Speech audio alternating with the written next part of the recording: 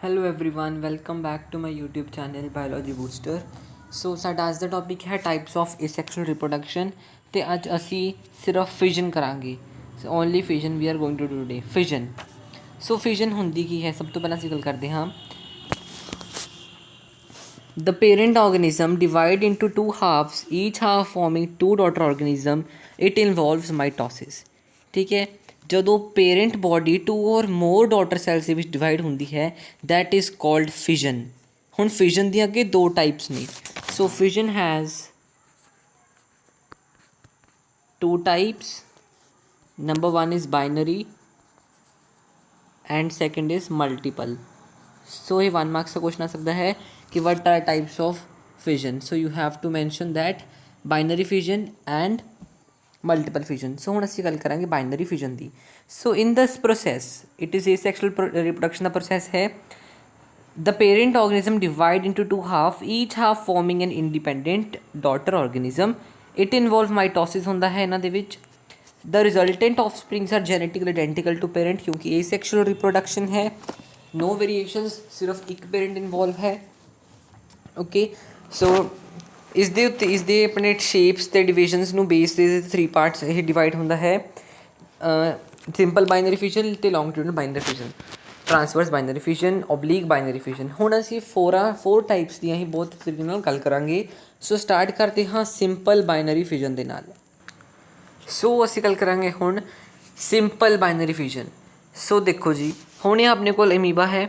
ਠੀਕ ਹੈ, ਸੋ ਜਿਹੜਾ ਅਮੀਬਾ ਹੈ ਇਸ ਦੇ ਵਿੱਚ ਜਿਹੜੀ ਡਿਵੀਜ਼ਨ ਹੋ ਰਹੀ ਹੈ ਉਹ ਕਿਸੇ ਪਾਸੇ ਤੋਂ ਵੀ ਹੋ ਸਕਦੀ ਹੈ। Okay, so it can occur through any plane. ਠੀਕ ਹੈ, ਕਿਸੇ ਵੀ ਪਲੇਨ ਤੋਂ ਹੋ ਸਕਦੀ ਹੈ। ਸੋ ਦੇਖੋ ਪਹਿਲਾਂ ਇਹਦੇ ਕੋਲ ਸਾਡੇ ਕੋਲ ਪਹਿਲਾਂ ਇੱਕ ਕੰਟਰੈਕਟਾਈਲ ਵੈਕਿਊਲ ਹੈ। ਠੀਕ ਹੈ, ਨਿਊਕਲੀਅਸ ਹਾਈਲਾਈਨ ਏਰੀਆ ਪ੍ਰੈਜੈਂਟ ਹੈ। ਇੰਟਰਫੇਸ ਤੋਂ ਬਾਅਦ ਪ੍ਰੋਫੇਸ ਹੋਈ, ਨਿਊਕਲੀਅਸ ਥੋੜ੍ਹੀ ਸੀ ਡਿਵੈਲਪ ਹੋ ਗਈ, ਤੁਸੀਂ ਦੇਖ ਸਕਦੇ ਹੋ ਇੱਥੇ। ਹੁਣ ਇਹਦੇ ਵਿੱਚ ਮੈਟਾਫੇਸ ਹੋਇਆ, ਆਪਾਂ ਨੇ ਕਲਾਸ 11 'ਚ ਪੜ੍ਹਿਆ ਸੀ ਬਾਇਓਮੋਲੀਕਿਊਲ ਚੈਪਟਰਸ ਦੇ ਵਿੱਚ। ਠੀਕ ਹੈ, ਹੁਣ ਐਨਾਫੇਸ ਹੋਈ। ਠੀਕ ਹੈ, ਐਨਾਫੇਸ ਦੇ ਨਾਲ ਜਿਹੜੇ ਉਹਨਾਂ ਦੇ ਮਟੀਰੀਅਲਸ ਨੇ DNA ਅਤੇ ਹੋਰ ਕੁਝ ਰੈਪਲੀਕੇਸ਼ਨਸ ਵਾਸਤੇ ਉਹ ਸਾਰਾ ਕੁਛ ਟਰਾਂਸਫਰ ਹੋਣ ਲੱਗਿਆ। ਟਰਾਂਸਫਰ ਹੋਣ ਤੋਂ ਬਾਅਦ ਉਹਨਾਂ ਵਿੱਚ ਟੈਲੋਫੇਸ ਦੇ ਨਾਲ ਉਹ 2 ਆਰਗਨਿਜ਼ਮਸ 'ਚ ਡਿਵਾਈਡ ਹੋ ਗਿਆ। ਠੀਕ ਹੈ, ਉਹਨਾਂ ਨੇ ਆਪਣੇ ਨਾਲ ਅੱਡ ਨਿਊਕਲੀਅਸ ਫੋਰਮ ਕਰ ਲਏ। ਸੋ ਯੂ ਕੈਨ ਸੀ ਇਹਨਾਂ ਨੇ ਆਪਣੇ ਅਲੱਗ-ਅਲੱਗ ਨਿਊਕਲੀਅਸ ਉੱਥੇ ਫੋਰਮ ਕਰ ਲਏ। ਇਸ ਤੋਂ ਬਾਅਦ ਕੀ ਹੋਇਆ, ਇਹ ਆਪਣੇ ਅਲੱਗ-ਅਲੱਗ ਪਾਰਟਸ ਦੇ ਵਿੱਚ ਡਿਵਾਈਡ ਹੋ ਗਏ ਅਤੇ ਜਿਹਨੇ ਕੀ ਬਣਾ ਤਾ ਡਾਟਰ ਅਮੀਬਾ। ਸੋ ਇਸ ਤੋਂ ਬਾਅਦ ਹੁਣ ਅਸੀਂ ਗੱਲ ਕਰਾਂਗੇ next is our longitudinal binary fission in euglena. Okay, ਹੁਣ ਇਹ ਦੇਖੋ ਲੌਂਗੀਟਿਊਡਨਲ, ਤੁਹਾਨੂੰ ਮਤਲਬ ਲੌਂਗੀਟਿਊਡਨਲ ਵਰਡ ਤੋਂ ਹੀ ਕਲੀਅਰ ਹੋਣਾ ਚਾਹੀਦਾ ਹੈ। The plane of division pass along the longitudinal Axis. ਠੀਕ ਹੈ, ਸੋ ਇਹ ਲੌਂਗੀਟਿਊਡਨਲ ਐਕਸਿਸ ਤੋਂ ਹੀ ਠੀਕ ਹੈ ਅਤੇ ਲੌਂਗੀਟਿਊਡਨਲ ਐਕਸਿਸ ਤੋਂ ਹੀ ਜਿਹੜਾ ਉਹਨਾਂ ਦੇ ਵਿੱਚ ਡਿਵੀਜ਼ਨ ਹੋਏਗੀ। ਇਟ ਅਕਰ ਇਨ ਫਲੈਜਲੇਟ ਸੱਚ ਐਜ਼ ਯੂਗਲੀਨਾ। ਅਸੀਂ ਯੂਗਲੀਨਾ ਦੀ ਹੀ ਗੱਲ ਕਰਾਂਗੇ। ਐਗਜ਼ਾਮਪਲ ਯੂਗਲੀਨਾ, ਦ ਫਲੈਜਲਮ ਡਿਵਾਈਡ ਫਸਟ ਫੋਲੋਡ ਬਾਈ ਬੋਡੀ। ਠੀਕ ਹੈ, ਹੁਣ ਅਸੀਂ ਦੇਖੋ ਵਟ ਹੈਪਨਸ ਸੀ। ਇਹ ਤਾਂ ਆਪਣੇ ਕੋਲ ਦੇਖੋ ਬੈਸਲ ਬੋਡੀ ਸਟ੍ਰਿਪਸ ਨੇ। ਠੀਕ ਹੈ, ਨਿਊਕਲੀਅਸ ਹੈ ਅਤੇ ਫਲੈਜਲਮ ਹੈ। ਸਿੰਪਲ ਡਾਇਗਰਾਮ ਹੈ। ਠੀਕ ਹੈ, ਯੂਗਲੀਨਾ ਦਾ। ਹੁਣ ਉਸ ਤੋਂ ਬਾਅਦ ਕੀ ਹੋਇਆ, ਜਿਹੜੀ ਉਸ ਦੇ ਵਿੱਚ ਇੱਕ ਲੌਂਗੀਟਿਊਡਨਲ ਫਰੋ ਆ ਗਈ ਜਿਸ ਨੇ ਕੀ ਕੀਤਾ, ਉਸਨੂੰ 2 ਟਾਈਪਸ ਦੇ ਵਿੱਚ ਡਿਵਾਈਡ ਕਰਤਾ। ਸੋ ਇਹ ਇਸ ਤੋਂ ਬਾਅਦ ਅਲੱਗ ਔਰਗੈਨਿਜ਼ਮ ਬਣ ਜਾਏਗਾ ਅਤੇ ਜਿਹੜਾ ਫਰਦਰ ਅੱਗੇ ਫਿਰ ਤੋਂ ਸੇਮ ਲੌਂਗੀਟਿਊਡਨਲ ਬਾਈਨਰੀ ਫਿਜ਼ਨ ਸ਼ੋ ਕਰੇਗਾ। ਠੀਕ ਹੈ ਜੀ, ਸੋ ਹੁਣ ਅਸੀਂ ਕਰਾਂਗੇ ਇਮੋਰਟੈਲਿਟੀ ਦਾ ਕੰਸੈਪਟ। ਠੀਕ ਹੈ ਜੀ, so in binary fission the parent body as a whole forms reproductive unit and disappear after its division into daughter individual. Therefore, parent cannot be said to have dead. In fact, the parent continues living as 2 daughter individual.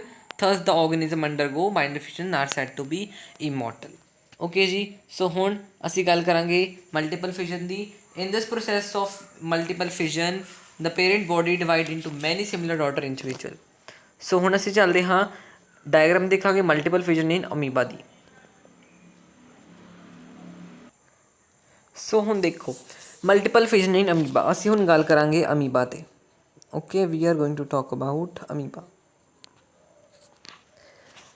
Under unfavourable conditions amoeba withdraw its pseudopodia. ਠੀਕ ਹੈ, ਜਿਹੜਾ amoeba ਹੈ ਉਸਦੇ ਵਿੱਚ ਸੂਡੋਪੋਡੀਆ ਦੀ ਜਿਹੜੀ development ਹੁੰਦੀ ਹੈ। ਠੀਕ ਹੈ, ਸੂਡੋਪੋਡੀਆ ਫਾਲਸ ਫੀਟ ਵੀ ਕਹਿੰਦੇ ਆਪਾਂ ਨੂੰ ਇਹਨਾਂ ਨੂੰ। ਠੀਕ ਹੈ ਜੀ, and ਸਿਕਰੀਟ 3 layered thick covering.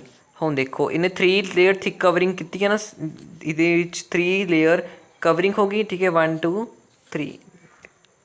Okay, cyst wall around it self, उसने अब अपने आले दुआले एक सिस्ट वॉल मेनटेन कर ली।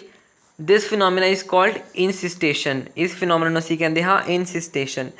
On return of favorable condition, insisted amoeba divide multiple fission and produce many minute amoeba called pseudopores।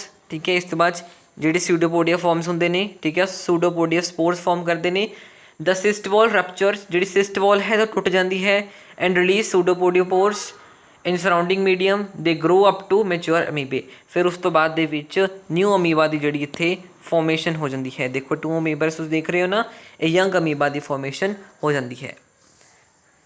ਕੁਛ ਕਈ ਵਾਰ ਕੀ ਹੁੰਦਾ ਹੈ, instead of forming single cyst amoeba it produce number of spores, ਇਹ spores ਵੀ form ਕਰਤਾ ਹੈ ਕਈ ਵਾਰ।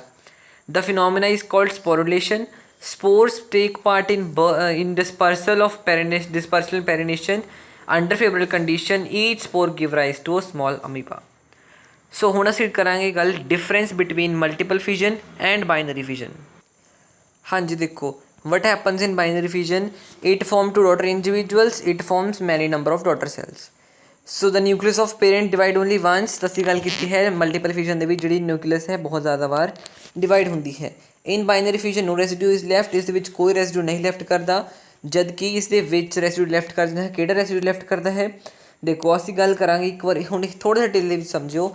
ਜਦੋਂ ਇਹਨਾਂ ਦੇ ਵਿੱਚ ਸੂਡੋਪੋਡੀਓਪੋਰਸ ਦੀ ਫੋਰਮੇਸ਼ਨ ਹੁੰਦੀ ਹੈ, ਸਿਸਟ ਵਾਲ ਦਾ ਰਪਚਰ ਕਰਦੀ ਹੈ, ਉਸ ਦੇ ਵਿੱਚ ਜਿਹੜਾ ਮਟੀਰੀਅਲ ਪ੍ਰੈਜੈਂਟ ਹੁੰਦਾ ਹੈ ਉਸ ਰੈਸੀਡਿਊ ਥੋੜ੍ਹਾ ਜਿਹਾ ਲੈਫਟ ਕਰ ਜਾਂਦਾ ਹੈ। ਓਕੇ, ਅਤੇ ਜਿਹੜਾ ਬਾਈਨਰੀ ਫਿਜ਼ਨ ਹੈ ਫੇਵਰੇਬਲ ਕੰਡੀਸ਼ਨਸ ਦੇ ਵਿੱਚ, ਇਹ ਅੰਡਰ ਅਨਫੇਵਰੇਬਲ ਕੰਡੀਸ਼ਨਸ ਦੇ ਵਿੱਚ ਹੁੰਦਾ ਹੈ ਅਤੇ ਦੋਨੋਂ ਦੇ ਵਿੱਚ ਹੋ ਜਾਂਦਾ ਹੈ। Binary fission take place makes the organism immortal, ਇਹ ਔਰਗੈਨਿਜ਼ਮ ਨੂੰ ਇਮੋਰਟਲ ਬਣਾ ਦਿੰਦਾ ਹੈ and immortality is absent in multiple fission. So example is very important to learn, so you have to remember the examples also। bacteria, amoeba, euglena, paramecium and planaria, example amoeba and plasmodium। ਸੋ ਅੱਜ ਅਸੀਂ ਇੰਨਾ ਕੁ topic ਕਰਾਂਗੇ। ਸੋ ਅਸੀਂ ਅਗਲੀ video ਦੇ ਵਿੱਚ continue ਕਰਾਂਗੇ ਬਡਿੰਗ। ਸੋ ਜਾਂਦੀ ਵੀਡੀਓ ਨੂੰ ਲਾਈਕ ਕਰ ਦਿਓ ਅਤੇ ਮੈਕਸੀਮਮ ਸਬਸਕ੍ਰਾਈਬ ਕਰਿਓ ਮੇਰੇ ਚੈਨਲ ਨੂੰ। So thank you.